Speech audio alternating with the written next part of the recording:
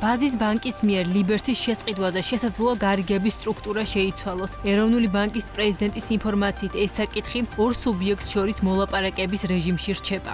მხარეებს შორის კონსულტაციები გრძელდება პარტნიორობის სხვადასხვა ფორმებზე, რაც პოტენციურად ორი ბანკის გაერთიანებასაც მოიაზრებს. ახლა თუ რამეზე ვლაპარაკობთ, უფრო გაერთიანებაზე ვსაუბრობთ, რომელშიც ორივე მხარე დარჩებით, განაცხადა ირაკლი რუხაძე. BMG-ის ინფორმაციით მხარეებს შორის ერთ-ერთი შეუთანხმებელი საკითხი გარიგების ღირებულება იყო, რაც რამდენიმე კვირის წინ თავად ირაკლი რუხაძემაც ირიბად დაადასტურა სავარაუდოდ გარიგების მონაწილეებს შორის შეთანხმება ამიტომ ვერ შედგა. ბაზის ბანკმა ეროვნულ ბანკს ლიბერთი ბანკის შესყიდვის ეფექტის შესასწავლად 2025 წლის 8 ივლისს მიმართა. 17 აგვისტოს კი სებმა დაადგინა, რომ აღნიშნული კონცენტრაცია საქართველოს საფინანსო სექტორში არსებულ კონკურენციაზე ნეგატიურად არაისახებოდა. ლიბერთი ბანკის სამეთვალყურეო საბჭოს თავმჯდომარე ირაკლი რუხაძემ 2025 წლის სექტემბერში კი BMG-ს განუცხადა, რომ მხარეთა შორის ბანკის გასხვისებაზე მოლაპარაკებების დაწყების შემდეგ თავად ლიბერთი ბანკის ფინანსური მაჩვენებლები და პარამეტრები საგრძნობლად გაუმჯობესდა. შესაბამისად, ის თანხა, რაზეც თავდაპირველად იყო მსჯელობა, უნდა გადახედილიყო. კონცენტრაციაზე განაცხადით თავდაპირველად მოგმართეს, ასე არის გაწერილი კანონმდებლობა, რომ პირველ რიგში უნდა შეფასდეს მსგავსი შესაძლო გარიგება ხო არ იწვევს კონკურენციის და კონცენტრაციის თვალსაზრისით პრობლემებს ბაზარზე, სხვა შორის დადებითად გადაწყდა ჩვენი მხრიდან ეს გამოვაქვეყნეთ, რომ მსგავსი გარიგება, ანუ ორი მსხვილი ბანკის გაერთიანება არ გამოიწვევდა კონკურენციის თვალსაზრისით პრობლემებს და პირიქით ძალიან ასე დადებითად წაადგებოდა ჩვენ ისედაც მაღალ კონცენტრირებულ საბანკო სექტორს და კონკურენცია შეუწყობდა და ხელი, ანუ ამ კუთხით ბარიერი არ არსებობს. რაც შეეხება თვითონ გარიგებას, ორ სუბიექტს შორის იდება, ჩვენ აქ არ შეგვიძლია ზემოქმედება. მე როგორც ვიცი, საუბარი არის, რომ სტრუქტურა გარიგების შეიძლება შეიცვალოს და ეს ისევ და ისევ ორ სუბიექტს შორის მოლაპარაკების საგანია, მეც ვერ ვიტყვი. ჩვენ მზად ვართ ახალი სტრუქტურით, ან როგორც იქნება, განვიხილოთ ეს განაცხადი. საქართველოს ეროვნული ბანკის პრეზიდენტის ნათია თურნავას განცხადებით, ქართულ და ჩინურ ბანკებს შორის საკორესპონდენტო ურთიერთობების გაღრმავების და იუანით ანგარიშწორების მექანიზმის დანერგვის მიმართულებით მუშაობა მიმდინარეობს. სების პრეზიდენტის თქმით, ამ ეტაპზე ქვეყანაში კონკრეტული ჩინური ბანკის შემოსვლის განაცხადი ჯერ არ არის მიღებული, თუმცა თანამშრომლობა სხვადასხვა მიმართულებით ვითარდება, მათ შორის ჩინეთის ტრანსსასაზღვრო გადახდების სისტემასთან ინტეგრაციის მიმართულებით. არსებული მდგომარეობით ქვეყანაში მოქმედი ერთადერთი ბანკი, რომელიც ჩინურ მფლობელობაშია, არის ბაზის ბანკი. ამასთან უკვე არაერთი თვეა ცნობილია, რომ ბაზის ბანკი ლიბერთი ბანკის შესყიდვის საკითხს სწავლობს. აგვისტოში კი სებმა მიუდითა, რომ მსგავსი გარიგება მისი განხორციელების შემთხვევაში საქართველოს საბანკო სექტორში არსებული კონკურენციის მაჩვენებლებზე უარყოფით გავლენას არ მოახდენს. ზოგადად არის გაზრდილი საქართველოში საფინანსო ინსტიტუტის შექმნისადმი ინტერესი, ეს ეხება მთლიანად შუა დერეფნის ქვეყნებს, არა მხოლოდ ჩინეთს, არამედ იგივე ყაზახეთს, სადაც კონკრეტული ინტერესიც გამოითქვა, ასევე სხვა ქვეყნებსაც ჩვენი დერეფნიდან. სინგაპურული ინვესტიციები შემოვიდა საქართველოში საბანკო სექტორში, ასევე არასაბანკო, მაგრამ საფინანსო სექტორში, იმიტომ ჩვენ ასე ვთქვათ, სხვა რეგისტრირებული სუბიექტებიც აქ ყავს მრავლად და იზრდება ეს ეს არის გადახდები, ეს არის ვირტუალური აქტივები. კონკრეტული ჩინური ბანკის ახალი განაცხადი ჯერ მიღებული არ გვაქვს, მაგრამ მუშაობა მიმდინარეობს სხვადასხვა მიმართულებით, მათ შორის საკორესპონდენტო ურთიერთობების გაზრდის მიმართულებით ქართულ ბანკებსა და ჩინურ ბანკებს შორის, ასევე საგადახდო სისტემასთან თანამშრომლობის მიმართულებით, სადაც საქმე ეხება იუანით ანგარიშწორებას და აი სიფში გაწევრიანების მიმართულებით. CIPS-ი წარმოადგენს ჩინეთის სახალხო ბანკის მიერ 2015 წელს შექმნილ პლატფორმას, რომელიც განკუთვნილია იუანით საერთაშორისო გადახდების გასამარტივებლად. სისტემის მიზანია უზრუნველყოს სწრაფი, უსაფრთხო და ხარჯ-ეფექტური ტრანზაქციები ჩინურ ვალუტაში, როგორც ჩინურ, ისე უცხოურ ბანკებს შორის. CIPS-თან თანამშრომლობის საკითხი პირველად ოფიციალურად განეხილეს მიმდინარე წლის ივლისში, როდესაც ნათია თურნავა თბილისში ოფიციალური ვიზიტით მყოფ CIPS უფროს ფუ ჰუანგ შეხვდა. მაშინ ეროვნული ბანკის განცხადებით, სისტემა საქართველოსთვის ახალი შესაძლებლობების შექმნას შეუწყობდა ხელს, კერძოდ გააუმჯობესებს გადარიცხვების ეფექტიანობას და შეამცირებს ხარჯებს იმ კომპანიებისთვის, რომლებიც ჩინეთთან ვაჭრობენ. რაც შეეხება გადახდის მაქსიმალურ საკომისიო ტრანზაქციის ღირებულების 9% განსაზღვრის თემას, რომელიც პარლამენტმა ორშაბათს საგადახდო სისტემების შესახებ კანონპროექტიდან ამოიღო და ამ გადაწყვეტილების ერთ-ერთ მიზეზად პარლამენტში სებისგან მიღებული წერილი დაასახელა, სადაც ხაზგასმული იყო საკითხის უფრო ღრმად შესწავლის საჭიროება. ამაზე ნათია თურნავა ამბობს, რომ სები საბანკო ბარათების მომსახურების მიმართულებით ცვლილებებს მიესალმება, თუმცა მიიჩნევს, რომ ამ მიმართულებით როგორც მომხმარებლის, ასევე ბანკის ინტერესი დაცული უნდა იყოს. ჩვენ როგორც ეროვნული ბანკი გადახდების სფეროს მოწესრიგებას მივესალმებით. მათ შორის იქ, სადაც არის ამის რაციონალი, თუნდაც სატარიფო რეგულირების და სატარიფო სფეროს მოწესრიგების საკომისიოები მნიშვნელოვანი ნაწილი არის. ეს უნდა გაკეთდეს ისე, რა თქმა უნდა, რომ ბანკების ინტერესებიც იყოს დაცული, მაგრამ ჩვენთვის მაინც პირველადი არის მომხმარებლის ინტერესი. ეს არ არის პირველი შემთხვევა, როდესაც საუბარი არის საკომისიოს რეგულირებაზე, ჩვენ გვაქვს დაწესებული თუნდაც მაგალითად ზედაზღვარი ისეთ საკომისიოზე, რომელიც ეხება სესხის წინსწრება დაფარვას და ჩვენ შევამცირეთ კიდევაც ეს საკომისიო ისევ და ისევ მომხმარებელთა ინტერესებიდან გამომდინარე. ამ ეტაპზე ჩაითვალა, რომ მეტი დამუშავება სჭირდება, საკითხი არ მოხსნილა სრულად დღის წესრიგიდან, უბრალოდ ამ ეტაპზე კიდევ დამატებითი დრო გახდა საჭირო იმისთვის, რომ ისევ ინდუსტრიასთან ერთად უფრო ოპტიმალური მექანიზმი იქნეს მოძებნილი. საკითხი შეეხება იმ საკომისიოს, რომელსაც პოსტერმინალები ბარათის მომსახურებისთვის იღებენ. სექტემბერში ქართული ოცნების დეპუტატებმა წარადგინეს კანონპროექტი, რომელიც საგადახდო ბარათის მომსახურების მაქსიმალურ საკომისიოდ 9% განსაზღვრავდა. ეს ამჟამად არსებულ საკომისიოზე რამდენჯერმე დაბალი მაჩვენებელია, რადგან ამჟამად საბანკო ბარათის საკომისიო გადახდის ღირებულების 1,9-2% ფარგლებშია, რაც 100 ლარის გადახდაზე ლარ 9 2 ლარს შეადგენს. ამასთან გაცილებით უფრო მაღალია მომსახურების საკომისიო 10 ლარამდე არსებულ გადახდებზე, რაც ტრანზაქციაზე 5-10 თეთრს აღწევს. შესაძლოა აღნიშნული საკითხი დარეგულირდეს არა საკომისიო ჭერის დაწესებით, არამედ ეგრეთ წოდებული smart routing-ით, ანუ ჭკვიანი მარშრუტიზაციით. საუბარია, რომ ბაზარზე შესაძლოა გაჩნდეს ახალი პოსტერმინალები, რომლებმაც მომსახურება ყველა ბანკის გადახდებს მაქსიმალურად დაბალი საკომისიოს პირობებში უნდა გაუწიოს, რადგან ტერმინალმა უნდა აერჩიოს, რომ გადახდა გაატაროს იმ საბანკო ინსტიტუტის მიმართულებით, რა მიმართულებითაც მას ყველაზე ნაკლები საკომისიო შეხვდება. ეროვნული ბანკის პრეზიდენტმა კომენტარი გააკეთა სავალუტო ფონდთან პროგრამის აღდგენის ინტერესსა და პერსპექტივებთან დაკავშირებითაც. ნათია თურნავას თქმით, როგორც სებისთვის, ასევე მთავრობისთვის საერთაშორისო სავალუტო ფონდის პროგრამის ქონა თვითმიზანს არ წარმოადგენს. ამასთან თურნავა აღნიშნავს, რომ ეროვნული ბანკისთვის IMF-ი არის მნიშვნელოვანი პარტნიორი ფინანსური და მაკროეკონომიკური სტაბილურობის შენარჩუნების პროცესში. სების პრეზიდენტი აღნიშნავს, რომ სებში ფონდის მისიის ვიზიტი არის დაგეგმილი და მათთან დაკავშირებით პოზიციის ჩამოყალიბება სწორედ ამ მისიის შემდეგ მოხდება. სავალუტო ფონდთან ჩვენ ძალიან აქტიურად მუშაობთ, მათ შორის თუ კი მოვითხოვთ ახალ პროგრამას, თუ რას უნდა შეეხებოდეს ეს პროგრამა, ჯერჯერობით ესეთი მოთხოვნა მთავრობიდან და ეროვნული ბანკიდან არ წასულა და სწორედ ამას ემსახურება დამატებითი მისიები, რომლებიც ჩაინიშნება უახლოეს პერიოდში. პროგრამა არ არის თვითმიზანი, მიზანი არის კარგი მჭიდრო თანამშრომლობის გაგრძელება ნებისმიერ ფორმატში, მაგრამ პროგრამა უნდა ემსახურებოდეს პირველ რიგში საქართველოს ინტერესებს და ამას IMF-ი ყოველთვის ხაზს უსვამს. ამიტომ რა არის ეს ინტერესები ახლა ამ მიმდინარე ეტაპზე, ამაზე უნდა ჩამოყალიბდეთ. ჩვენი შეფასება და პოზიცია ჩამოყალიბდება ამ მისიების შემდეგ, მათ შორის დიაგნოსტიკური მისიის შემდეგ. ისევ ამბობ, რომ პროგრამა არ არის თვითმიზანი, მიზანი არის ჩვენი მაკროეკონომიკური სტაბილურობის შენარჩუნება, ფინანსური სტაბილურობის შენარჩუნება და IMF-თან როგორც ძალიან მნიშვნელოვანი სტრატეგიული ინსტიტუციასთან კარგი სამუშაო ურთიერთობების შენარჩუნება.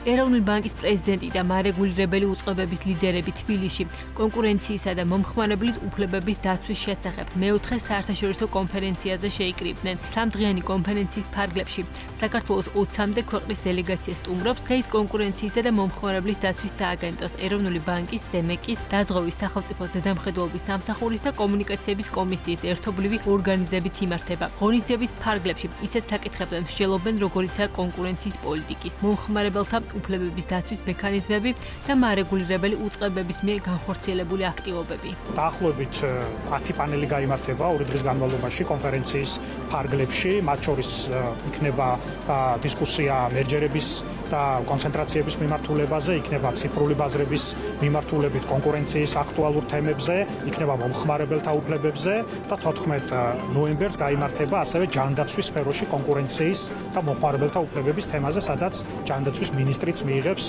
მონაწილეობას. ასევე კონფერენციის ფარგლებში იქნება კვლევის პრეზენტაცია, რომელიც ეხება დემპინგის მიმართულებით 10 ადგილობრივი ინდუსტრიის მიმართულებით გარკვეული საკითხის წარმოჩენას. სანიშნავია ის, რომ გაფართოვდა გეოგრაფიული არეალი და წელს უფრო მეტი ღონისძიება, მეტი ქვეყანა მონაწილეობს ამ ღონისძიებაში, ასევე არაერთი საერთაშორისო ორგანიზაცია და მაღალი რანგის წარმომადგენლები არიან ამ ორგანიზაციებიდან წარმოდგენილი.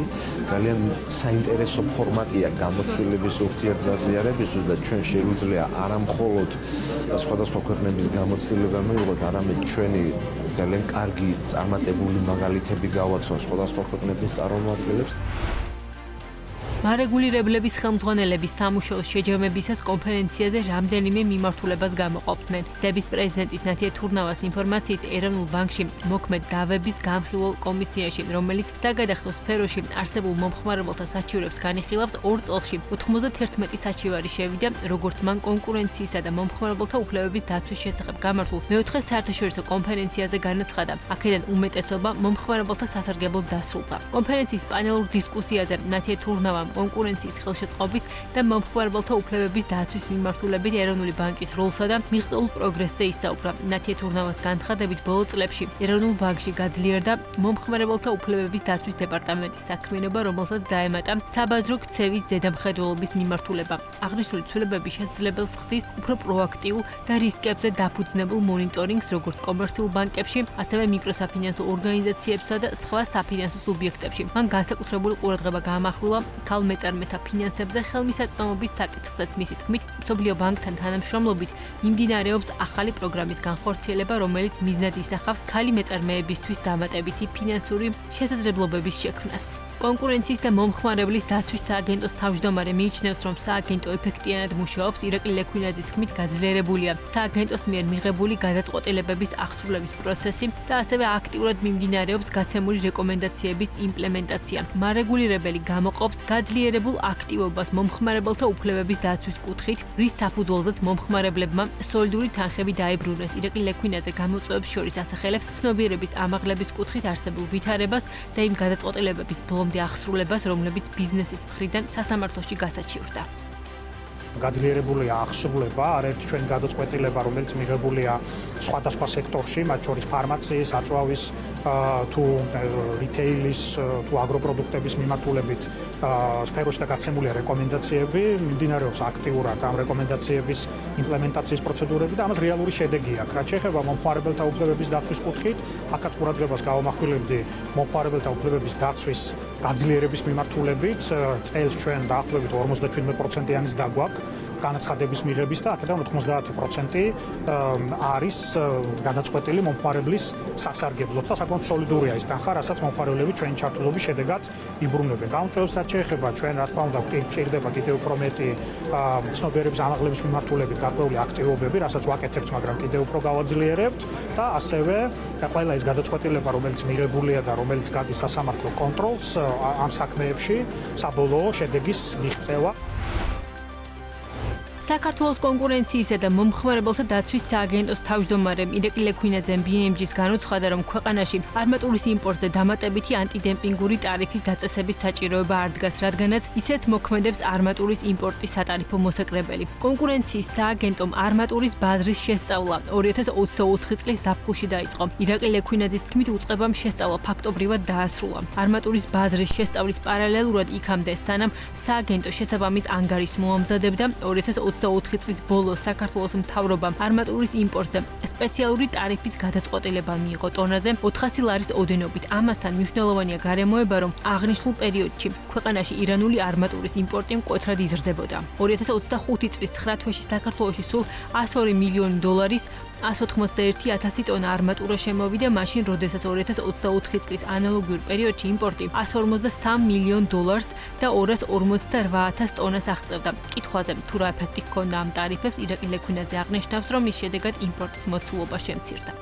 ჩვენ დავასრულეთ შესწავლა არმატურის ბაზართან დაკავშირებით და სადაც ვთქვით, რომ ამ ეტაპზე არ არის მიზანშეწონილობა ტარიფის გამოყენებასთან დაკავშირებით, რადგან ქვეყანაში სადაც მოქმედებს დამცავი ტარიფი, რომელიც ადგილობრივ ინდუსტრიას მნიშვნელოვნად ეხმარება. ამიტომ ჯერჯერობით ანტიდემპინგური ტარიფების შემოღების საჭიროება ამ კუთხით არის.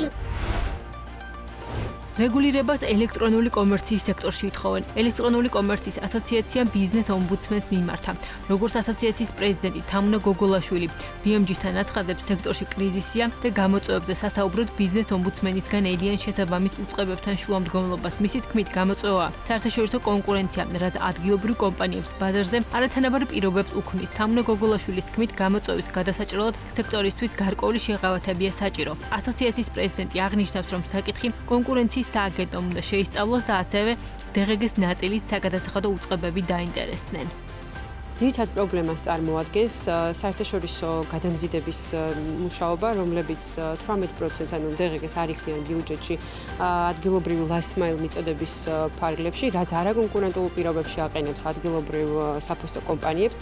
შესაბამისად, ჩვენი სურვილი არის, რომ შემოსავლების სამსახურმა, ფინანსთა სამინისტრომ შეისწავლონ ეს საკითხი და დაადგინონ, არის თუ არა არათანაბარი, არაკონკურენტული გარემო ამ კუთხით და შესაბამისად მიიღონ ზომები, რომ ბაზარზე თანაბარი პირობები შეიქმნას ყველა კომპანიისთვის. პირველ ეტაპზე ვფიქრობთ, რომ ჩვენი მთავარი მოთხოვნები იქნება საკითხები, ხო.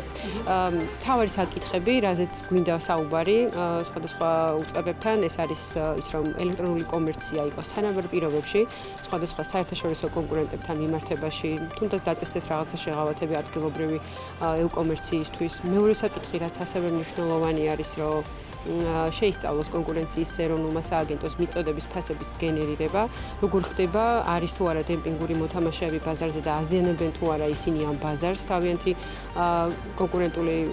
არაკონკურენტული ფასებით.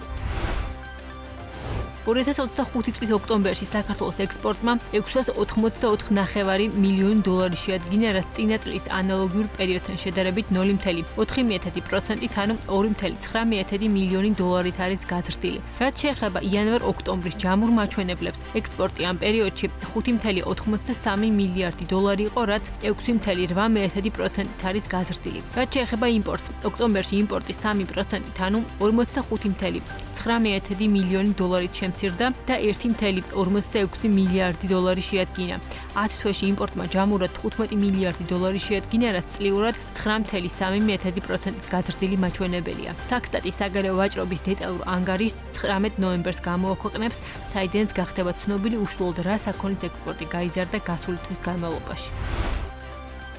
გალტენდაგარტის თანახმად სწრაფად ბრუნვადი სამომხმარებლო საქონლის FMCG ბაზარი საქართველოში სტაბილურად მზარდია. კვლევის მიხედვით 9 თვეში FMCG ბაზარი წლიურად 10%-ით $7.9 მილიარდამდე გაიზარდა. აქედან ბრენდული ქსელების შემოსავალმა $7.9 მილიარდი შეადგინა ბაზრის 41.8%, რაც წლიურად 11.6%-იანი ზრდაა. ეს ზრდა ძირითადად განპირობებული იყო არსებული მაღაზიების გაყიდვების ზრდით და რეგიონალური ექსპანსიით. ამასთან სხვა სავაჭრო ფორმატების შემოსავლები წლიურად 8.9%-ით გაიზარდა. 9 თვის შედეგებით ბრენდული მაღაზიების რაოდენობით რეგიონებმა გადაუსწრეს თბილის 2025 წლის 9 თვეში რეგიონებში 2127 ბრენდული ქსელების მაღაზია ოპერირებდა, რაც წინა წელთან შედარებით 76 ერთეულით არის გაზრდილი და უკვე აღემატება თბილისის მაჩვენებელს 2055 მაღაზიას, სადაც ზრდა 9 მაღაზია იყო. შედეგად,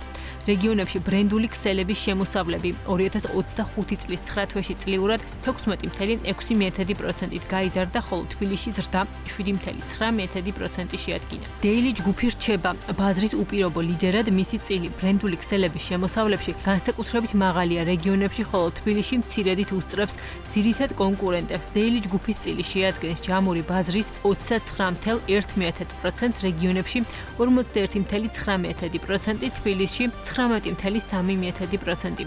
ბაზრის მეორე პოზიციაზე გადავიდა ორი ნაბიჯი, ბრენდული ბაზრის 18.1%-იანი წილით, თბილისში 19.3%, რეგიონებში 16.6%. მესამე ადგილზეა ნიკორე ჯგუფი 16.3%-იანი წილით, თბილისში 19%, რეგიონებში 13%. კარფური და აგროჰაბი მეოთხე და მეხუთე ადგილებს იკავებენ, შესაბამისად საერთო ჯამში ტოპ 5 კომპანიის წილი ბრენდული ქსელების შემოსავლებში 76% შეადგენდა 2025 წლის 9 თვეში. ელექტრონულ კომერციას რაც შეეხება, ონლაინ FMCG გაყიდვებმა 2025 წლის 9 თვეში 124 მილიონი ლარი შეადგინა, რაც ბრენდული FMCG ბაზრის შემოსავლების 1.7%-ია. ონლაინ გაყიდვებში შეინიშნება ახმავალი ტენდენცია, თუმცა მისი წილი დაბალია ევროპის მსგავს ქვეყნებთან შედარებით საშუალოდ 3.5%. გალტენ ტაგარტის მოლოდინით ონლაინ FMCG გაყიდვების წილი გაიზრდება და 2030 წლისთვის ბრენდული ქსელების შემოსავლის 4%-ს მიუახლოვდება.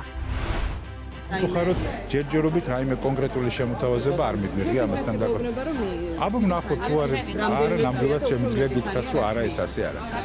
მიხეილ სარჯოლაძე დაზღვევის ეგრეთ წოდებული დაშენებული პაკეტების შემოღებაზე კვლავ ბიზნესის პოზიციას ელის. ამბობს, რომ წინადადებები კერძო სექტორისგან ისევ არ მიუღიათ და თემაზე არც კომუნიკაცია ყოფილა. სადაზღვევო ინდუსტრია კი ამტკიცებს, რომ ჯანდაცვის სამინისტროს ცვლილებების მოდელი რამდენიმე თვის წინ გაუგზავნეს, თუმცა პასუხი ამ დრომდე არ მიუღიათ. დაზღვევის კავშირის სახელით გეტყვით, რომ ჩვენ წერილობით წარვადგინეთ ის ძირითადი პრინციპები, რომელზეც უნდა აგებული იყოს შემდგომი სამუშაო ჯგუფი და მსჯელობა, იმიტომ რომ მოგეხსენებათ, რომ საკითხს ხავს კომპლექსური დაინტერესებული მხარეები და მარტო ერთი მხარის ინტერესებით აღნიშნული სიტუაცია ვერ დარეგულირდება. ამიტომ ჩვენ ვრჩებით მოლოდინის რეჟიმში და კარგი იქნება თუ ისევ სამინისტროს ინიციატივით გაგრძელდება. მოგეხსენებათ, ერთ-ერთი კომპონენტი მაგალითად არის სამედიცინო განფასება, რომელიც საყოველთაოს ნაწილში დიარჯით ხორციელდება, ხოლო კერძო დაზღვევის და ჯიბიდან გადახდის ნაწილში საერთოდ სხვა პრინციპით. ამიტომ მათი ჩართულობა მნიშვნელოვანი იქნება და კარგი იქნება თუ ისევ შევიკრიბებით ერთ მაგიდასთან და ამ საკითხს გავაგრძელებთ. დღეს არსებული საყოველთაო დაზღვევის მოდელით მოქალაქეების დიდ ნაწილს თუ კი ისინი კერძო დაზღვევას შეიძენენ, სახელმწიფო პროგრამის დატოვება უწევთ. კერძო სექტორი სწორედ ამ შეზღუდვის გაუქმებას ითხოვს. საქართველოს ჯანდაცვის ასოციაციაში განმარტავენ, რომ პაციენტების იმ ჯგუფს, რომელიც თავად არის საყოველთაო ჯანდაცვის პროგრამის დამფინანსებელი, ერთდროულად, როგორც სახელმწიფო პროგრამის სიკეთეებით სარგებლობა, ისე ინდივიდუალური სადაზღვევო პაკეტების შეძენა უნდა შეეძლოთ. მათი თქმით, ეს პაციენტების ჯიბიდან გადახდების წილს მნიშვნელოვნად შეამცირებდა. დაშენებული პაკეტები ძალიან კარგი იქნებოდა იმ ჯგუფისთვის, რომელიც საყოველთაო ჯანდაცვის პროგრამით სარგებლობს, მაგრამ მათი შემოსავლის ზღვარიდან გამომდინარე სარგებლობს, თუმცა შესაძლებელია თუ კი სადაზღვევო სექტორი შეიმუშავებს და ხელმისაწვდომ პაკეტებს, ამ პაკეტებით დარეგულირდეს თქვათ ის თანაგადახდის წილი და მიეხმარება ეს პირდაპირ ჯიბიდან გადახდა, ამით შემცირდება ცალსახად. და კარგი იქნებოდა ამ მიმართულებით თუ იმუშავებდა სექტორიც და რა თქმა უნდა სახელმწიფოს მხრიდანაც, იმიტომ რომ ეს ის ჯგუფია, რომელსაც აქვს გარკვეული შემოსავალი და თუ კი ამ პაკეტების შეთავაზება იქნება ისეთი ღირებულების, რომელსაც ისინი შეძლებენ შეიძინონ, რეალურად შეამსუბუქებს ჯიბიდან გადახდის ტვირთს. სადაზღვევო კომპანიებში კი აცხადებენ, რომ საბოლოო ჯამში ისეთი გადაწყვეტილების მიღება უნდა მოხდეს, რომელიც ყველა მხარისთვის მისაღები იქნება. თუმცა მათი თქმით, ამას მსჯელობა და პოზიციების ურთიერთგაცვლა სჭირდება. დარგობრივ ასოციაციაში ამბობენ, რომ აუცილებელია სამუშაო ჯგუფის შექმნა, რომელიც დაზღვევის დაშენებული პაკეტების შემოღებაზე იმუშავებს და პროცესში ყველა შესაძლო რისკს და უპირატესობას გამოავლენს. მოსაზრება სადაზღვევო ინდუსტრიის და კერძო ინდუსტრიის იყო, რომ ის ხალხი, რომელიც აფორმირებს იმ ბიუჯეტს, რომლიდანაც ხდება საყოველთაო ჯანდაცვის დაფინანსება, არ უნდა აღმოჩნდეს არც ერთი შეზღუდვის ქვეშ, როცა კერძო დაზღვევაში გაწევრიანდება. აქ ეს საკითხი ფინანსური დანახარჯების და საგადასახადო თემებსაც უკავშირდება ერთგვარად. ამიტომ კიდევ მეორებ, ეს არის ძალიან კომპლექსური საკითხი.